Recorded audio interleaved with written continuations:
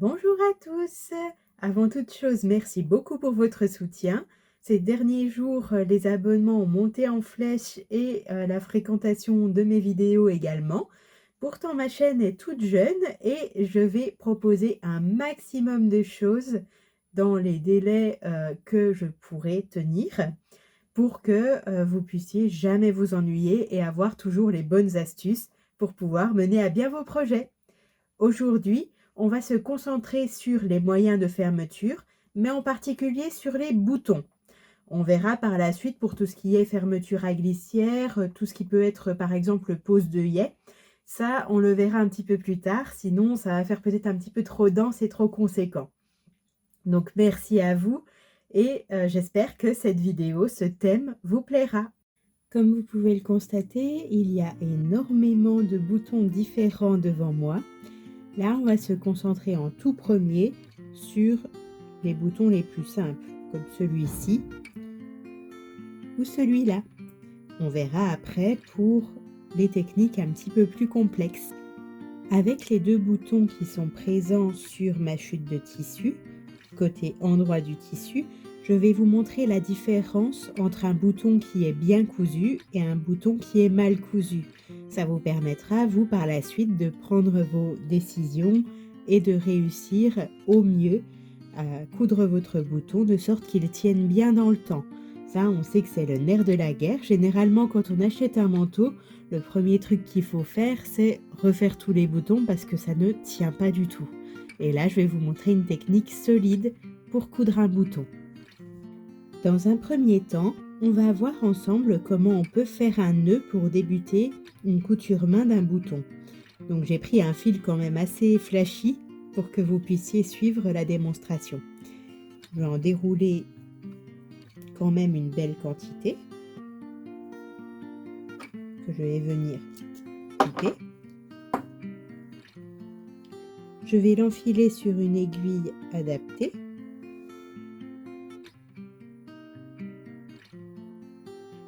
Je laisse un petit peu.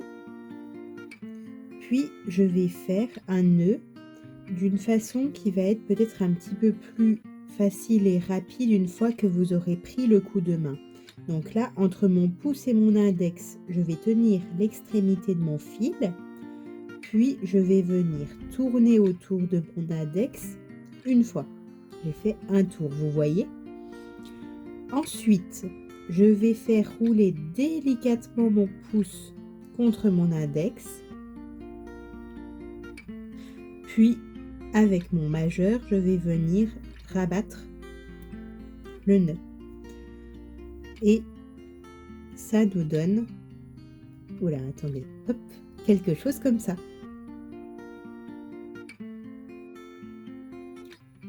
Pour que vous puissiez bien voir la différence entre une mauvaise couture main d'un bouton et une bonne couture main d'un bouton, j'ai fait une petite croix à côté du bouton que je vais coudre là maintenant tout de suite. Et j'ai mis un petit hoquet à côté de celui que je vais faire juste après. Comme ça, vous verrez très nettement la différence entre les deux. Donc je vais commencer. Alors,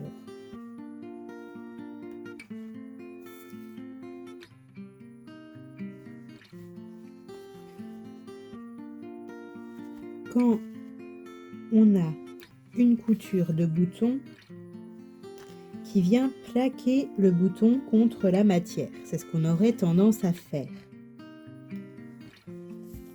On va obtenir, en tout cas dans le temps ça ne tiendra pas, il y aura un manque de solidité et quand on viendra positionner notre boutonnière sur le dessus, donc là on va imaginer que ça c'est la boutonnière du côté endroit d'un vêtement. En fait,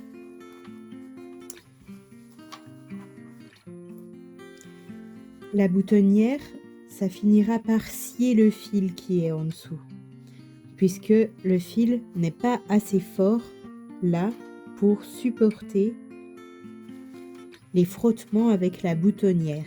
C'est pour ça que plaquer le bouton contre la matière, c'est une très mauvaise idée sur le long terme. Donc je vais vous montrer la vraie façon de coudre un bouton pour que ça tienne dans le temps, que ça soit bien solide et esthétique aussi. Donc pour coudre convenablement un bouton, on va venir piquer, donc avec notre aiguille main toujours, mais on va laisser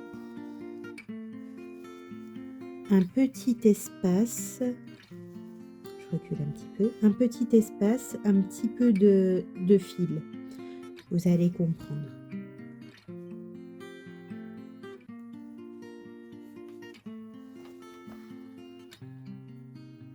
Donc on tire tout doucement sur le fil, il ne faut surtout pas plaquer le bouton. On peut faire 3 ou 4 passages si le fil n'est pas doublé. Ça après c'est à votre convenance.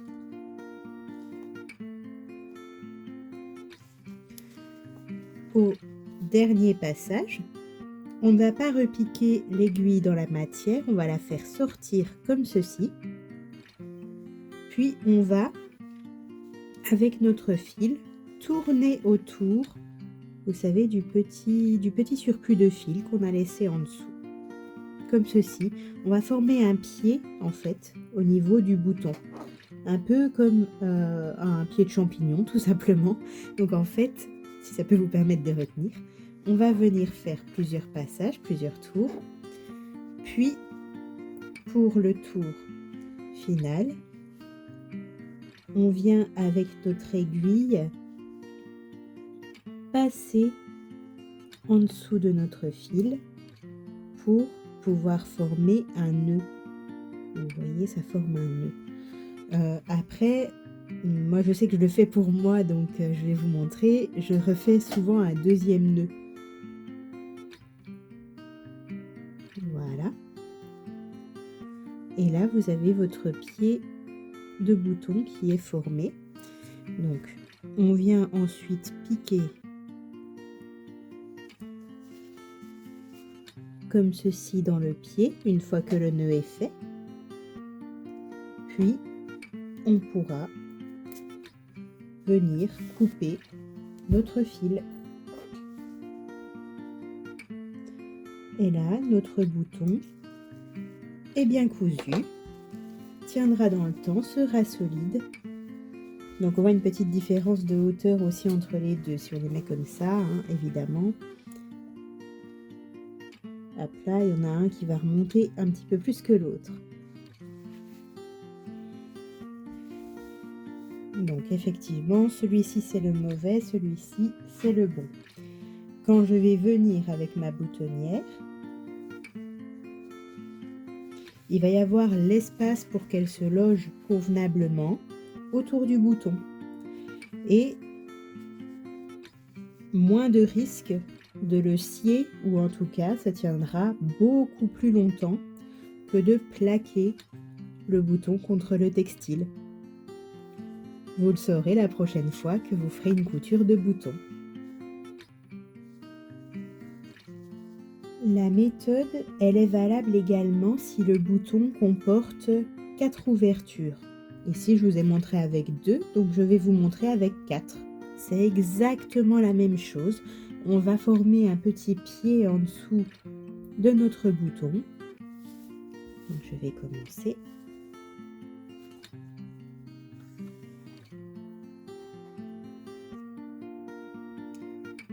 Alors, au niveau des passages dans les trous, c'est à votre convenance. Si vous voulez passer le fil comme ça, vous le passez comme ça. Si vous voulez former une croix, vous formez une croix. Moi, je trouve ça beaucoup plus esthétique avec la croix, donc je vais former une croix au milieu de mon bouton, mais c'est mes goûts à moi. Vous, vous faites comme vous voulez.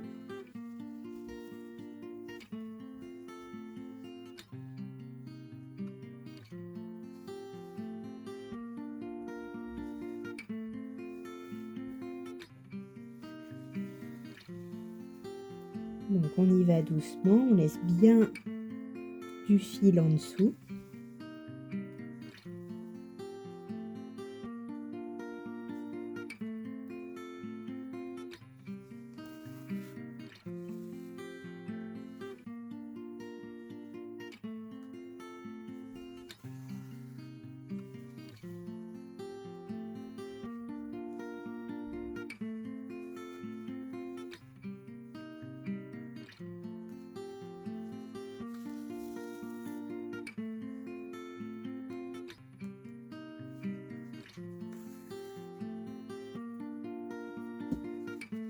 Et là, comme pour notre bouton à 2 ouvertures, quand on a terminé, qu'on a fait le nombre de passages qu'on souhaitait, on vient ressortir en dessous du bouton, puis on recommence notre système de tourner autour du bouton.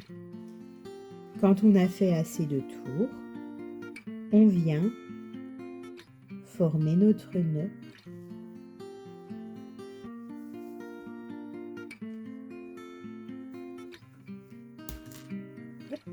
Je tire un petit peu trop fort, mais c'est pas grave, puisque c'est le moment de couper mon fil.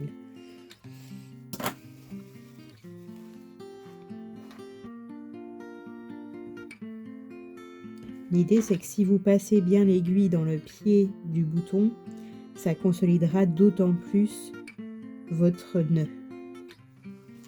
Et là, en fait, il est cousu sur le même principe que celui que je vous ai montré juste avant. Si vous voulez doubler votre fil, c'est-à-dire le plier en deux, vous pouvez faire exactement le même système qu'on a vu tout à l'heure pour le premier nœud que j'ai fait, sauf qu'il y a 2 fils. Donc peut-être déjà dans un premier temps, entraînez-vous à avoir le coup de main sur un seul fil, comme ça ce sera plus facile avec 2. J'ai en ma possession un peu de cire d'abeille. Vous pouvez également trouver dans les magasins bio par exemple, des petits copeaux de cire d'abeille que vous pouvez faire fondre pour après en faire des petits blocs par exemple. Ça va permettre, si vous faites beaucoup de couture main, en mettant un petit peu sur vos doigts déjà, de faire accrocher l'aiguille à vos doigts, qu'elle glisse pas. Et ensuite, l'autre chose que ça va permettre, si vous avez un petit peu de mal de mettre l'extrémité du fil dans le chat de l'aiguille, dans le trou de l'aiguille, c'est de pouvoir rigidifier cette extrémité en l'imbibant de cire d'abeille. Du coup, l'extrémité, elle devient rigide et elle est plus facile à enfiler dans votre chat d'aiguille. Ici, je vais doubler le fil entièrement. Donc, je vais me retrouver, vous voyez, avec les 2 extrémités ici. Mon aiguille, elle est là. Je vais faire comme tout à l'heure. Je vais pincer entre le pouce et l'index. Cette fois-ci, je pince les 2. Mon fil. Je vais faire un tour autour de mon index. Je vais faire rouler mon pouce et avec mon majeur, je vais venir tirer le nœud. Je l'attire vraiment entre mon pouce et mon majeur.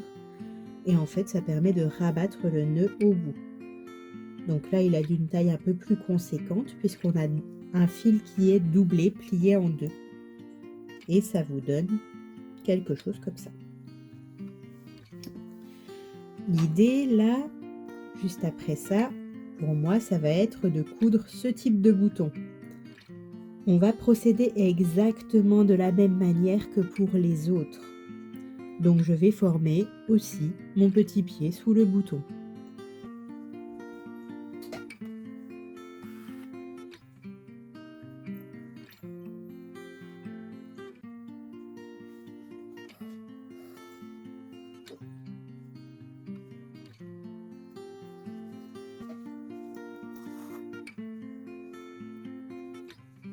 Donc on fait bien attention, hein, on laisse bien du fil. Voilà. Puis ensuite au dernier passage, comme pour les autres, oh, sans prendre les autres, je vais tourner autour et former mon pied jusqu'au moment où je vais faire mon nœud. Donc exactement de la même manière que pour les autres, au dernier tour, on vient faire comme ceci. Vous voyez, on tourne autour, puis on passe dans la boucle avant de serrer. Et ça vous donne ça. Si vous voulez encore consolider, vous passez le fil dans le pied du bouton, puis on coupe le fil. Et là, pareil, mon bouton, il est solide, il tiendra dans le temps. Maintenant, on va admettre que vous ayez des boutons qui ressemblent à ça, qui ont leurs petits pieds ici, mais que vous ayez envie d'avoir ça, parce que c'est assorti à ce que vous faites en ce moment. Vous avez la possibilité de venir recouvrir votre bouton. Alors évidemment, dans les magasins de textiles, on retrouve des boutons directement à couvrir.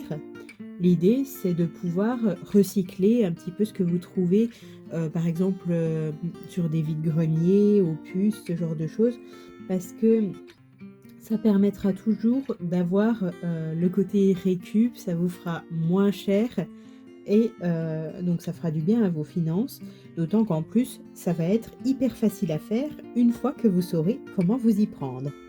C'est surtout ça. Après, quand on sait faire, c'est vrai que c'est beaucoup plus facile de se dépatouiller. Donc en fait, ce qu'on va faire, c'est qu'on va prendre le tissu qu'on veut pour recouvrir notre bouton. On va en fait couper autour de notre bouton un cercle qui va déborder, pardon, je vais le montrer comme ça, qui va déborder sur environ 1 cm, vous voyez, par rapport au bord du bouton. Donc en fait, entre là et là, vous devez avoir à peu près 1 cm. L'idée, c'est ça. Après, si vous trouvez que ça fait un petit peu long, que vous en faites plusieurs d'affilée, n'hésitez pas à retailler un petit peu. Quand vous avez ça, vous allez venir piquer ici, à environ 5 mm du bord. Puis, vous allez former des points comme ceci, d'environ 4 mm chacun. C'est vraiment environ. Quand il y en a quelques-uns déjà, on voit que ça commence à prendre forme. On peut venir mettre notre bouton au centre. Donc, je vais continuer, je vais en faire le tour.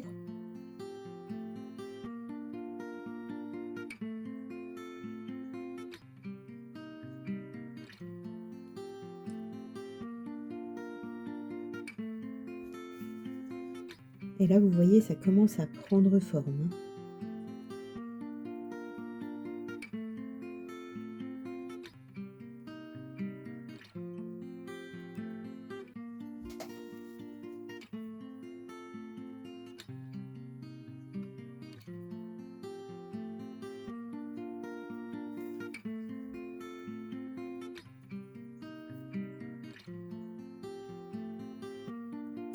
Quand vous arrivez à la fin de votre tour, vous serrez complètement.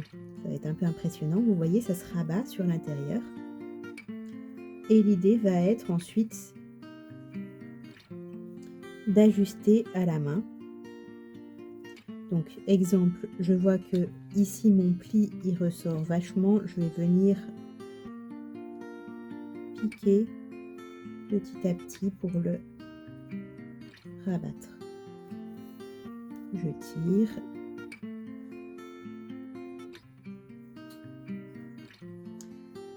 Et là, mon bouton, il est recouvert. Donc, je peux faire un nœud du même style que celui que je vous ai montré tout à l'heure. Donc, je viens piquer dans le textile. Puis, avec la boucle qui déborde ici, je viens passer dedans avec mon aiguille. Et là, ça va me former un nœud. Ensuite, j'ai plus qu'à venir piquer dans le tissu. Je ressors de l'autre côté. Oh, pardon. Je ressors de l'autre côté. Puis je viens couper le fil à ras. Et mon bouton est recouvert.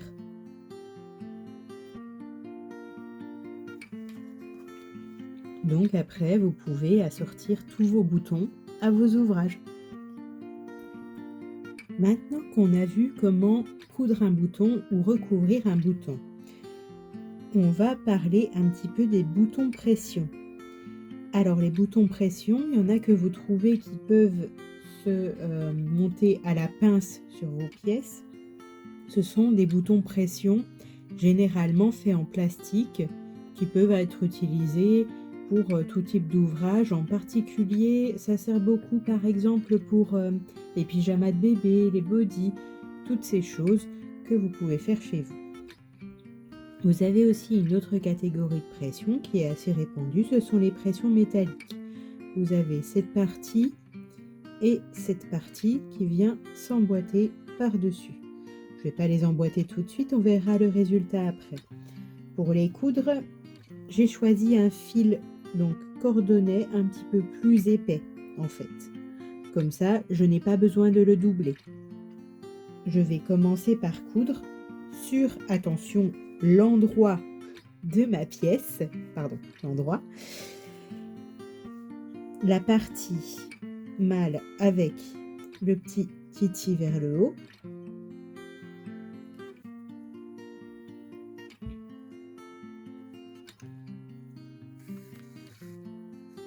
Et donc, à chaque passage que je vais faire comme ceci, je vais faire ce qu'on appelle, je vais en fait perler ce que je suis en train de faire.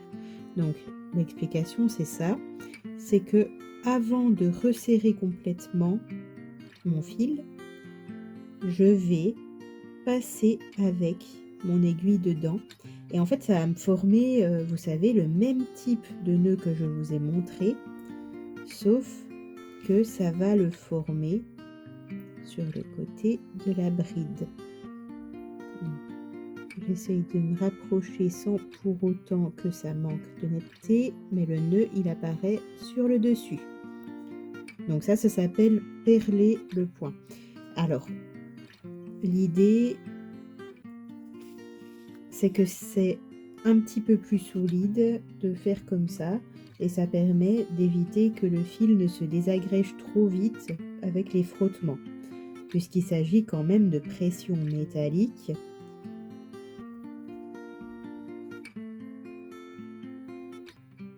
Donc on va faire les 4 côtés comme ça.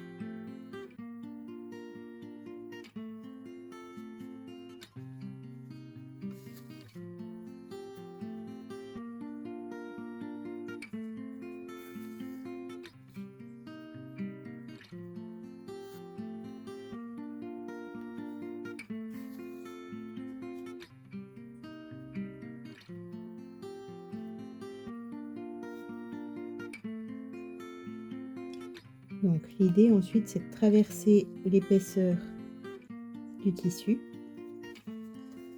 puis de venir former un nœud en dessous en se servant des derniers fils qu'on a passés. Ça permettra vraiment de consolider. D'ailleurs, je ne l'ai peut-être pas précisé, mais n'hésitez pas, même quand vous avez une doublure en dessous, une parmenture au niveau des manteaux, peu importe, l'idée c'est de traverser toutes les épaisseurs quand vous faites votre couture de boutons. Ça permettra qu'elles tiennent beaucoup mieux dans le temps. Et voilà, déjà on a la partie mâle qui est attachée à l'envers, l'endroit du textile, avec la petite partie ici qui ressort vraiment vers le haut. On évite de se tromper, c'est vrai que ça peut être un piège au début. Alors, quand vous avez l'autre partie à monter sur votre endroit de tissu, l'idée c'est que généralement, quand on vient emboîter l'autre partie, puisqu'on vient refermer quelque chose, euh, parfois on arrive à se tromper, donc évidemment on ne le fait pas toujours exprès, au niveau des mesures. Et ce qui fait qu'on a du mal à emboîter nos pressions, ou alors on est obligé de forcer sur le vêtement, et c'est pas bon ça. Ce que vous pouvez faire, qui est super sympa comme astuce, c'est de venir badigeonner la partie mâle avec une craie, de venir emboîter le textile tout seul, comme ça, sans contraindre le vêtement, et ça vous marque l'endroit exact où doit être votre pression femelle. Donc c'est une idée qui peut vous servir vraiment au quotidien. Pour la pression femelle, on ne se trompe pas, c'est bien sur l'endroit, ce côté-là. Si vous mettez en avant l'autre côté, ça ne fonctionnera pas du tout, ça ne s'emboîtera pas. Donc là, le petit titi qui est ici, on va le mettre pile poil sur la petite marque à la craie qu'on a fait avec la pression mâle. Puis ensuite, on va coudre exactement de la même manière que la pression mâle, en venant bien perler les dessus.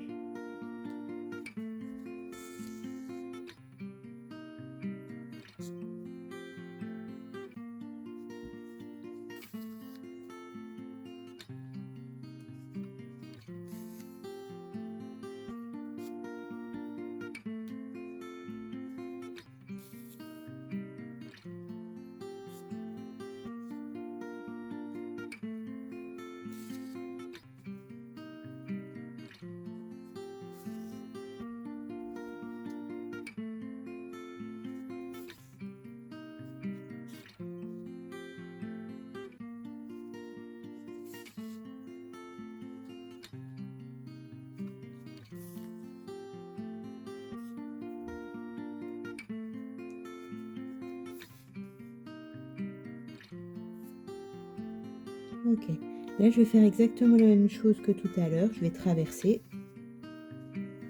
puis je vais aller former mon nœud sur l'envers.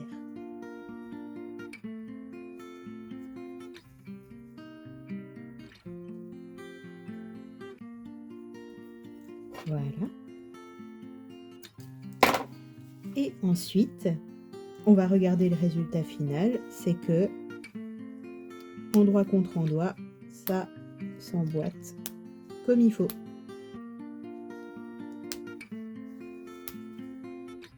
Voilà pour les boutons pression.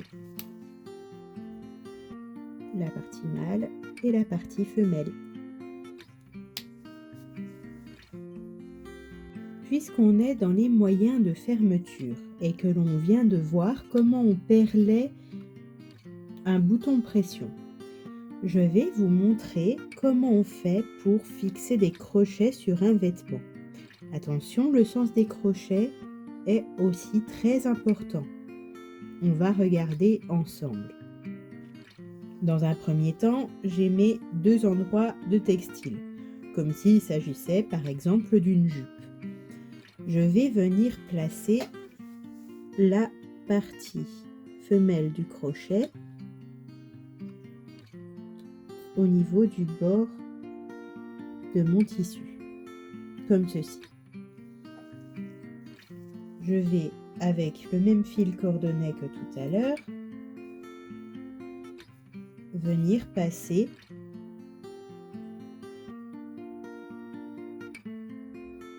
dans les petites ouvertures ici. Je vais venir perler exactement de la même façon.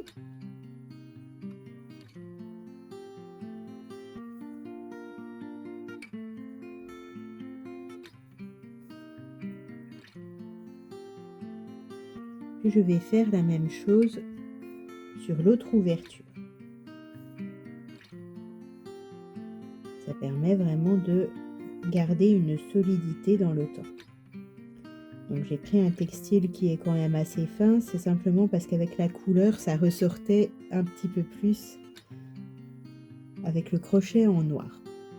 L'idée là ça va être de consolider ce qu'on vient de faire, que le crochet ne bouge pas du tout. Donc ce que je vais faire, c'est que je vais venir ici au milieu, puis je vais passer, je peux faire plusieurs passages, ici, vous voyez, comme ça après c'est plaqué et ça ne bouge plus du tout. L'idée c'est vraiment qu'avec ce petit point là de couture qu'on vient de faire, je vais faire le même en face. Ça permet d'éviter que le crochet ne bouge. Que ce soit sur un bustier, une jupe, un pantalon, peu importe, c'est le principe est le même en fait.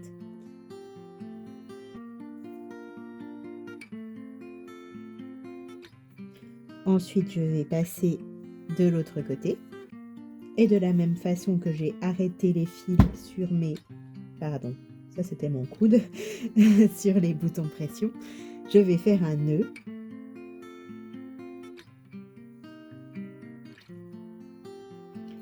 Puis, couper mon fil, s'il le veut bien. Et là, c'est bien fixé, vous voyez.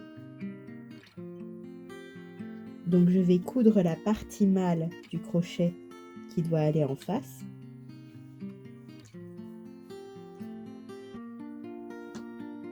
L'idée sera, contrairement à ce qu'on pourrait croire, de ne pas la mettre comme ceci sur notre textile. Je m'explique, quand vous allez venir accrocher le crochet, ça aura plus tendance à tenir et à ne pas se dégager si la partie mâle, là, elle est dirigée vers le bas quand vous fixez le crochet, vers l'envers. Puisqu'en fait, avec les sollicitations, il y a plus de risques du coup que ça se défasse si vous positionnez le crochet comme ça sur l'endroit de votre pièce. Donc vraiment, on va faire attention à venir bien le fixer avec cette partie qui accroche vers le bas. Donc je vais prendre mon endroit de pièce et je vais venir positionner le crochet de cette façon. Que je vais bien évidemment coudre de la même manière que de l'autre côté. Nous maintiendrons les fils exactement de la même façon. Je vais faire mon nœud.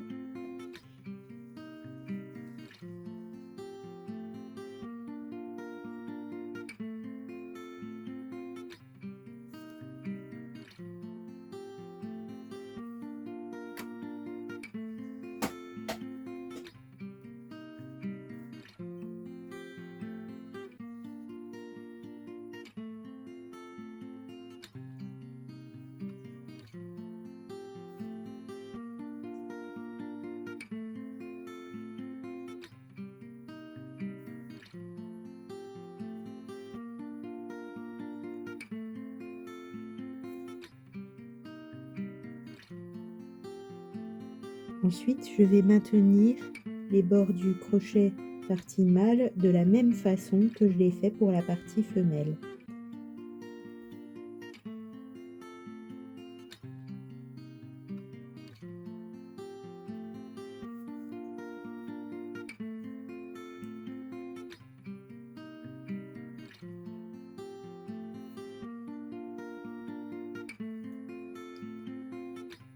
Ensuite, quand j'ai terminé, je passe sur l'envers et je viens faire mon nœud.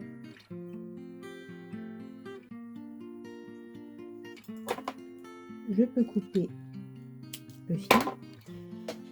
Et là, mes deux parties de crochet sont fixées. Donc, vous voyez, ça donne ça. Quand on vient agripper.